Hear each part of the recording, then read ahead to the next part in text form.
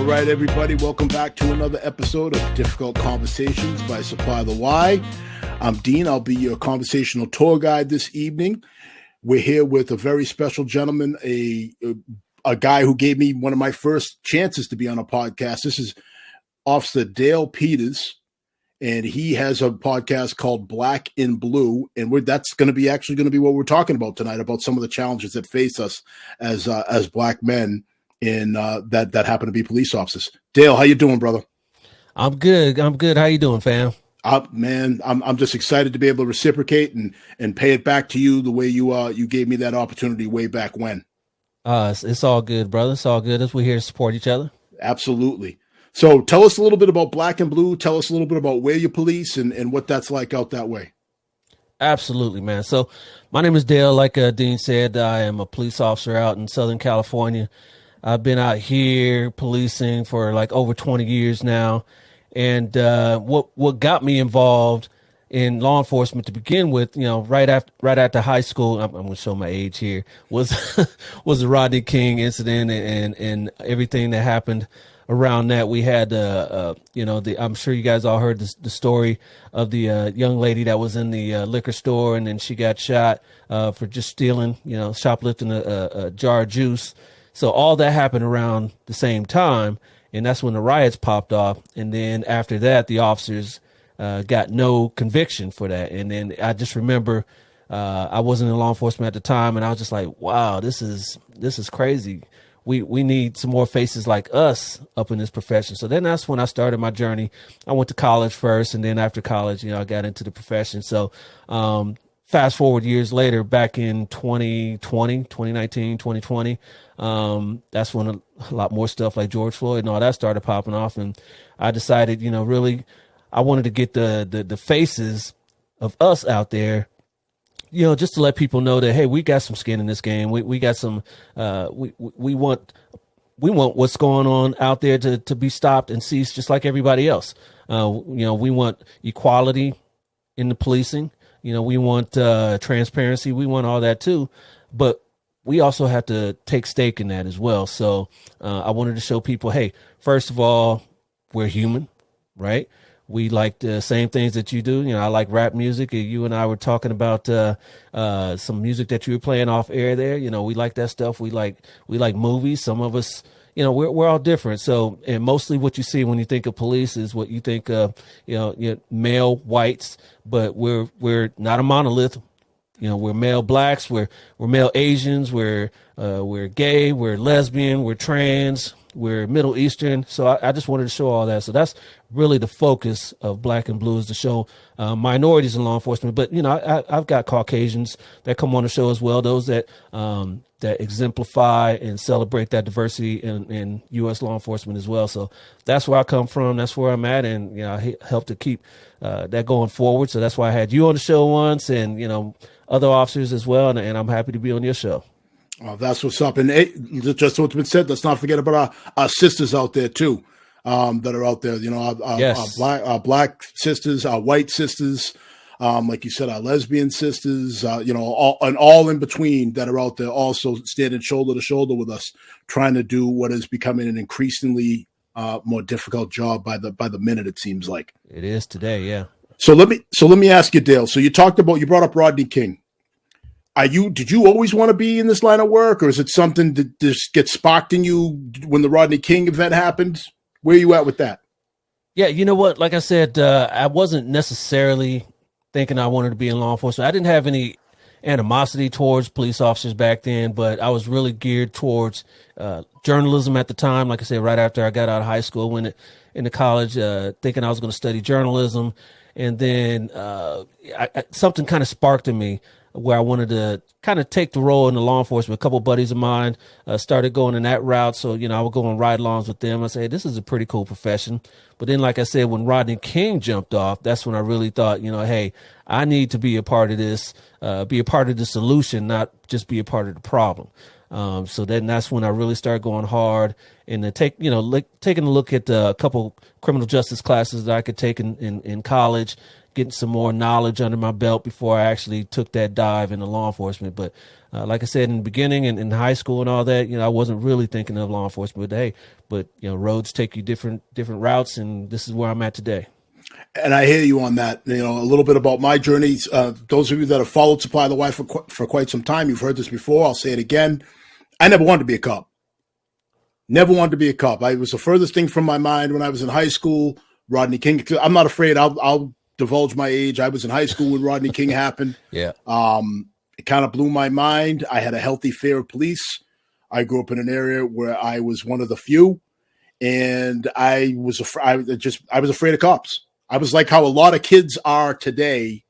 That was me, and I thought that I was just. It wasn't a matter of if Rodney King was going to happen. It was a matter of when. When's my turn going to come? Right. And I had that kind of a very, very thick fear of police officers.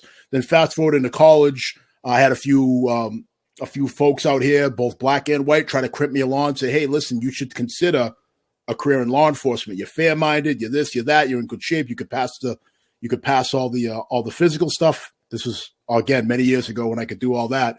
And I just, it just never appealed to me. I was kind of like, why would I want to join that? I don't want to be a part of people that do that.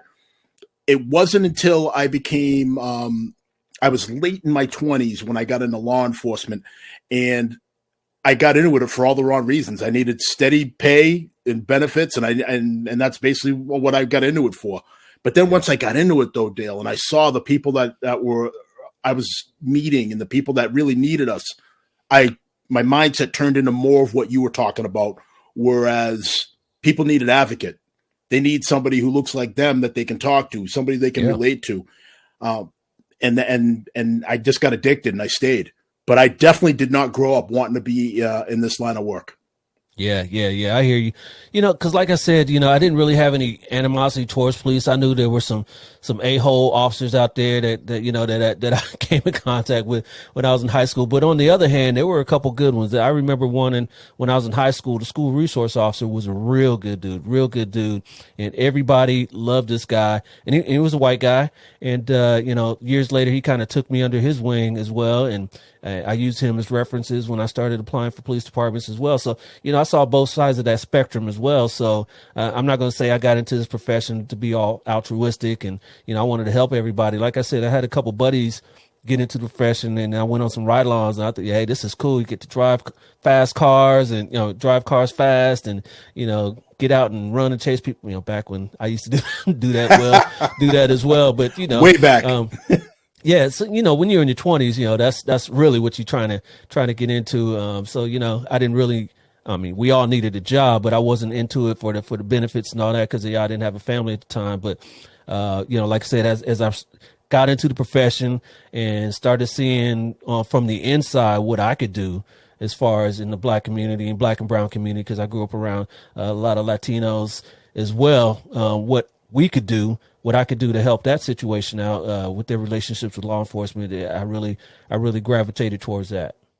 So moving on from that, talk to me a little bit about some of the challenges that you faced when you were first coming on to what we're seeing now. I'm sure you can agree, 20 plus years in the profession, it's a completely different job nowadays. Wouldn't you agree? Oh yeah, I mean, of course, everything is different. We got technology on our side or against us, or whichever way you want to look at that. But things that were kind of accepted back when you and I first came up aren't accepted now. How you could treat trainees for once is totally different today. And I guess you can call us old heads where, when we say, oh, well, back in our day, we could do this, that, and the other, but, it's not like that anymore. And one of those things is how you talk to people when you're out there on the street. And so, you can't talk to people like you used to back in the day, because for one, everyone's got a cell phone, everyone's recording themselves. And for one, of course you should be respectful anyway. Right. So, but nowadays, I would, at least in my experience, agencies take that to heart, and they will let you know, hey, you got a complaint against you. You need to clean this up.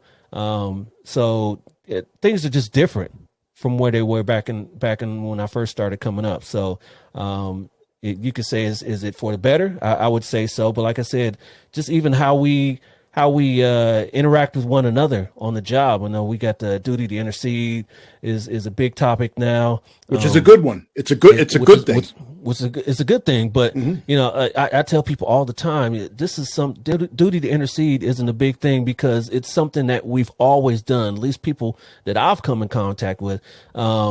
It's just as simple as, hey, brother, I got this. If you see your partner going a little bit heavy handed, you can step in, but that doesn't get reported by the media. Why? Because there's no story to report. What are you going to report? Officer stopped another officer from doing something. That's not going to get reported. So, what gets reported is the egregious stuff that is sensationalized. So it is what it is. Well, Dale, let me ask you this. So Heidi has a question. And it's a very good question. How did your family react to your decision to get into law enforcement? Well, I'm an only child and was brought up by my mother. And so my father wasn't in the picture. So, of course, my mother, being her only son, her only baby, she wasn't too happy, not just because it's a black thing and, I'm going to go join the man, even though she did come up in the 60s and she was part of, the Black Power movement and all that. She was really, afraid for her son. I will say that the others in my family, we have healthy debates about it when we go to family reunions or Thanksgiving dinners and things like that, but nothing where people are like, hey, I'm not gonna be your family anymore, I'm not gonna speak to you anymore. But like I said, we had those healthy debates. Friends, like I said, I had buddies that entered this profession, and I'm pretty big on my social media, so I got a bunch of my friends that look at that, my family that look at that, and I give them a different perspective where they can kind of look at it and say, okay, this is where these guys are coming from. So I'm going to answer the same question. I can tell you right now, my parents weren't excited about it. I was fortunate enough; I had both my parents around, so I was able to get perspective from my mother and my father. And my father had some difficult, much like you, my parents were. My mother's watching. Let's just say that she was living a good life in the 60s. She was living a good life in the 60s, and my father was out there, and they weren't too keen on the idea. No. Obviously there's the danger aspect. There is, I think maybe more so my father. There was a little bit of that whole aspect of being part of the machine. That's a lot of people had. Some things happened to my father that were definitely unjust.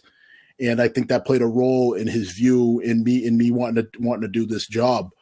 I can also say, to your point about the healthy debates, probably one of the most regretful things that's happened in my adult life was right around the time when the Ferguson incident happened.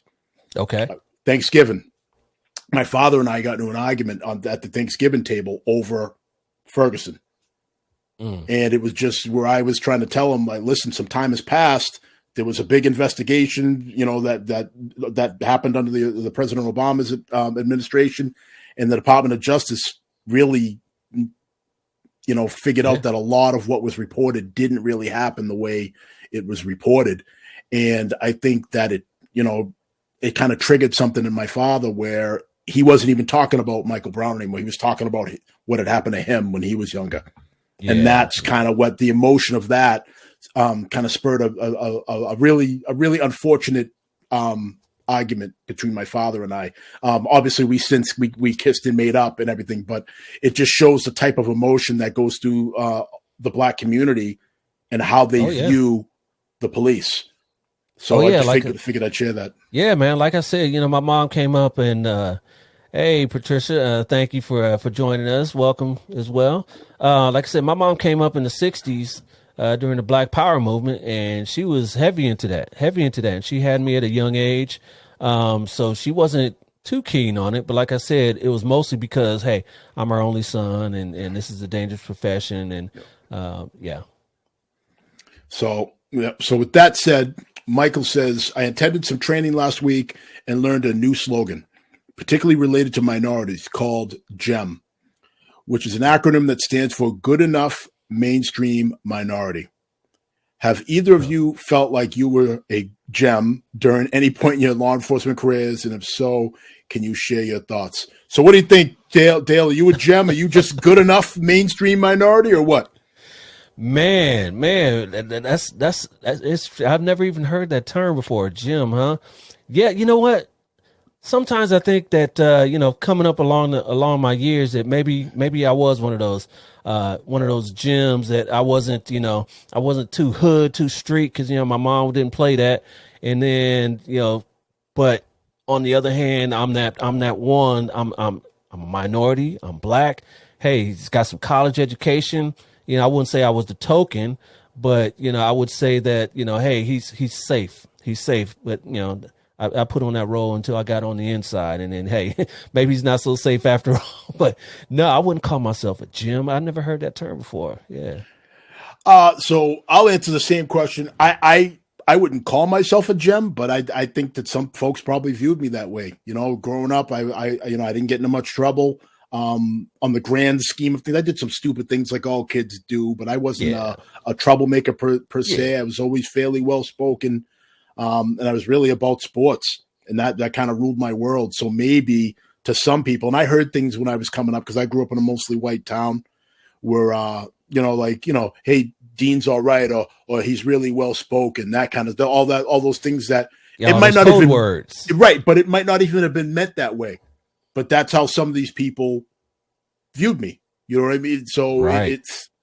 I don't think in all cases it was intentional. I'm sure it was in some, but I would say that gem thing, it's on point for some folks that do this job and are able to maintain this job, the professionalism it takes to do this job. You might be seen as a gem.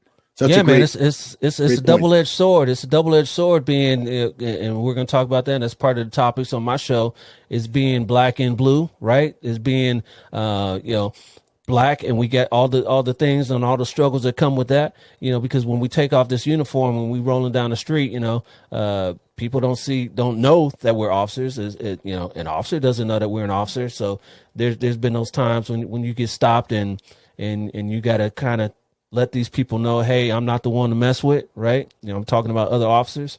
And so you got that double-edged sword there that you got to deal with as being, black and blue. Well, to that point, let's talk about something that's not really talked about enough, I think, and that's how our own community views us as police officers. Yeah. What kind of reception do you get from the black community in where you police? You know what? It's pretty positive, actually. I would say that it's because, I'm real. I keep things 100. Right now, my assignment is a school resource officer. And I told you, like, one of those influence for me coming up was a school resource officer. So, I get out there with the kids and I let them know, yeah, I'm the same as you. Right. So, they're kind of standoffish at first, as you would assume high schoolers are. I'm at a high school. And, but when I get down and talk their language, cause if you see all the stuff back here, you can see records and stuff like that. I'm a DJ, so I know all the music that they know, and I get out there and I know all the TikToks and all that. So then we can kind of chop it up on their level, and they see, hey, I'm one of them too. I'm just like them. So, the reception, even when I'm on patrol and I'm working investigations, whatever other assignment, it's been positive because, they see me as an ally, not as an occupying force. Now, you're telling me it's always positive, because I'm going to agree with you and I'm going to disagree with you. Well, you're always going to have that one, but I'm going to say by and large, it's been positive experience towards me. Now, you're always going to get the one that says, that calls you the N-word, calls you to sell out or whatever, especially the ones that you're arresting, right? But, by and large, if I'm showing up at somebody's house, if I'm out there on the street, people at least, give you a nod or whatever, they don't want to come up and give me a hug or anything like that. But, it's not overwhelmingly negative is all I got to say. And that's in my experience. And a lot of that maybe is just how you come off, right? If you come off in there thinking that, you the man and, your stuff don't stink and all that, if you're not humble about it, people see that. If you're not genuine, people see that. And then, it's all about, how they reciprocate to you. If you treat people with respect, I got people that I have arrested, giving me commendations, called up the PD and said, "Hey, Officer Peters treated me with respect. He's not like the other officers that were out there that, after I got arrested, they were yelling at me or taunting me or whatever." So I've had that experience as well, where people that I've actually arrested have given me commendations or given me compliments to my supervisors. So it's just on how you act. All right. Now that's fair. That's fair. Now I have a little bit different spin where I actually thought about this the other day, Dale, and I kind of broke it up into different age brackets. So, let's say older folks, let's say 50 and up. Yeah. Then middle, let's say 60 and up, middle age, which would be me, like 50. Yeah. Hey, I'm the same age, brother. All right. Yeah. And then we have young folks. All right. Folks in, 30 and under and teens. So I'll do 4. And I would say the people that have been mistreated the most by police are definitely the oldest folks, because that was before cell phones. That was before any of that stuff. It was one of those, it was back in the day where somebody would come in to complain to a police station. They tell you to leave or they get beaten. All right. They treat me the best. It's crazy to think that the people that have the most skin in the game and have probably suffered the most at the hands of old school policing tactics and just straight out racism seem to be very welcoming to me. Okay. And I find that amazing because, again, if you look at the youngest folks, I would say in today's world, the youngest folks very few young folks have had really tumultuous things happen to them at the hands of the police. It's not like it was years ago, because you can't hide anymore. There's cameras everywhere, cell phones, all kinds of craziness. And I would say, by and large, the police profession is more professional now than it's ever been. Definitely. But let me tell you this though, man. Please. Again, like going back to what I was saying about how you treat someone else who you come in contact with, whether or not you're going to put hands on them, you're going to arrest them, what have you. Let's say gang members, for example. If you show them the respect that they think that they're due, I've never had a problem with a gang member. I will tell you that. And they out there doing dirt, killing, stealing, robbing, selling dope. They're doing all that, right? I've never had a problem with them just because I give them their respect and I don't treat them, call them out their name, right? They may be thinking that about me, but no one has actually come out and said anything. No one's actually come out and, we've gotten into rough and tumble fights. It happens in this job, but if you treat it like, there's an old not a Bugs Bunny, but a Looney Tunes cartoon. I don't know if you've seen this one before, but with the sheep and the coyote, and they go to work in the morning and they clock in. Hey, George. Hey, Fred. Right. And then they go out there and then they battle all day. Right. And the sheepdog is just winning. Right. And the coyote's all messed up at the end of the day. Right. And they go at the end of the day, they clock out. See you tomorrow, Tom. See you tomorrow, George. Right. If you treat it like that, where it's a job and you don't take it personal and you give that adversary the respect that they think that they're due, then, and you just live to fight another day. I think you get that back in return. So I will agree with you. 95+% of the time, that's absolutely the case. You talk to people, you give people a voice. I mean, I've gone as far as to tell, people, always want to play, let's make a deal. Let's make a deal. Well, I mean, you don't got to lock me up, right? Well, that depends on what happened here. But the one thing I'm going to tell you is I'm going to be fair. Regardless of how it shakes out, I'm going to be fair to you. No doubt. And most of the time that's enough. But every once in a while, that's not enough. And that, again, that's regardless of race. But I will say this. It's disheartening sometimes, and I can provide context with a quick story of when I run into law-abiding folks that look like us that have a complete disdain for law enforcement, and they can't separate people that are like us, that are trying. Like we're here to advocate for them, for everybody. I advocate for anybody. If you're a law-abiding citizen, I am advocating for you, regardless of what color your skin is. And so much so, Dale, that I had an old friend of mine. I'm talking about somebody who I went to high school, somebody I grew up with, in my own house, calling law enforcement everything but a child of God, to the point where you got triggered. And I'm sitting there like, you got to go. Right. Well, you know what? I didn't even do that. I said, well, what about me? Do you think that I mean, you've known me all these years. Do you think that I would stand by and allow all these things to happen? And I invited this person and said, why don't you come on a ride along with me and see what it's really about? Get some answers that you so desperately need, whether you admit it or not. And it didn't go well.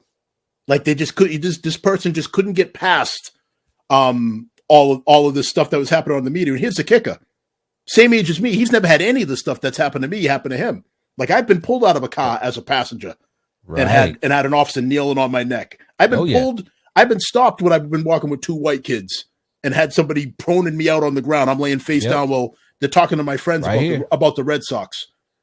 It's never happened to this gentleman. So I didn't understand where all his anger and vitriol was coming from. And I took a great deal of offense to that. Let's hit the chat real quick. So what do you say to people that call you a sellout for doing your job? Do you think you can ever change the mind of that person? Do you think you could ever change the mind? There's, they got to be willing to change, but I'm willing to sit there and talk to them about it. If they call me a sellout for doing my job, hey, so be it. But I'm here to help you, and you, right? So, hey, let me do my job, and you can see what how that shakes out in the end. So, let's talk about it. I'm all about talk. All right. So, staying with the sellout theme, how does people thinking or calling you a sellout affect your mental and emotional health, and how do you deal with it? It's not fun, right? Nobody likes to be called out their name, regardless of what you're doing. If you work at McDonald's or you work at at Apple, right? Nobody likes to be called out of their name for just doing what they think is a noble profession. How I deal with it is, for one, I just put it out of my mind, right? Because I know that they're just chirping at me, for one, to get to me for whatever reason, and I just call it out of my mind. And then when I get home, when I get off of work, I do stuff like this. I do podcasts and I talk about it, and I let people see. I give people, hey, check out Black and Blue. See how myself and other officers across this country, how we feel about it, how we deal with it, how we talk about it, what we're thinking in our heads, and maybe if I can reach one person, hey, it's worth it to me. But in the meantime, like I said, I just go about my job on the daily. That's how I deal with it. All right, fair enough. Dale, we're down to about just under 3 minutes left. Oh, already, man? Already, brother. Already. Oh, man. Really quick. Mike has something to say. Let me jump to Mike, see if you can sum this up in about 30 seconds. Then we're going to get to causes that are important to you. So some would say that there's no difference between being black and blue and being white and blue. If everyone treats people the same, does a police officer's skin color matter in policing, or does it matter more to the people in the community? So really quick, let's see if you can knock those out. Well, there's no difference as far as me and my partner, right? If a bullet's coming down our way, it's going to hit either one of us, regardless of our color. But people like to see people in their community, that have authority in their community that look like them, right? So yeah, it does help. It does matter to be black in policing, or to be brown in policing, or what have you. So yeah, I think it does matter. And I'm gonna double down on that. I agree. Because I don't think, and again, I'm sure it happened somewhere, but I don't think that you have the same number of some of our white brothers and sisters that do this job that get the same kind of vitriol and the same kind of resistance from people that are close to them that we get as black officers. Yeah. I can tell you for a fact, I've had friends kind of walk sideways from me once they know I got into law enforcement. And that's fine. You know what I mean? It's a choice, and maybe they weren't real friends, but I don't see that happening as much with some of our white counterparts. No, of course not. And so that's where some of the differences come from, as far as I can see, Mike. So Dale, great question, Dale. In about 30 seconds, what's important to you? What cause are you working on? How can people follow you? Man, you can find me everywhere. That's whether that's at the website, at IG, Facebook, everywhere, at Black and Blue US. So just search for me at Black and Blue US. And man, I'm just working on this podcast. I want to get you back on the live, and we do lives every other week. A coworker and I, we just had one yesterday, so you can check us out on YouTube and all that.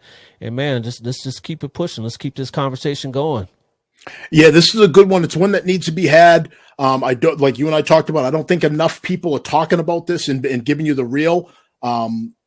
And that's what we're going to do here on Difficult Conversations, regardless of if it ruffles a feather or not. It's something that needs to be said, and it has to be talked about. 24/7, 365.